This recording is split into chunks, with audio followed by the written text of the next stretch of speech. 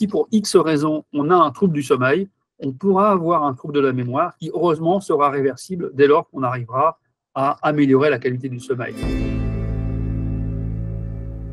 On n'a pas une mémoire, mais on a une douzaine de formes de mémoire différentes et qui vont chacune dépendre de réseaux cérébraux différents. Alors en général, quand on parle de la mémoire, on veut parler de la mémoire consciente. Cette forme de mémoire qui nous est précieuse, elle repose en fait notamment sur l'activité d'un réseau cérébral. Il utilise plusieurs régions, notamment une région qui est très connue qu'on appelle les hippocampes. Lorsque quelqu'un a un problème de la mémoire des épisodes de son existence, eh bien ça veut dire à chaque fois que ce réseau cérébral spécifique va être dysfonctionnel.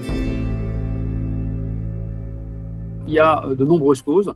Certaines sont heureusement réversibles ou curables. Je pense notamment aux troubles du sommeil. Si pour X raisons, on a un trouble du sommeil, on pourra avoir un trouble de la mémoire qui, heureusement, sera réversible dès lors qu'on arrivera à améliorer la qualité du sommeil. Et puis, il y a des causes qui sont un peu moins réversibles, notamment dès lors qu'il y a des lésions de la structure du cerveau, des lésions cérébrales, soit vasculaires, par exemple, après un AVC, des petits AVC, ou de la neurodégénérescence, comme par exemple la maladie d'Alzheimer. Ces maladies neurodégénératives, elles ont souvent un lien avec l'âge. À l'âge de 80 ans, c'est environ 15% de la population générale qui est touchée par cette maladie. Donc on parle de quelque chose de considérable.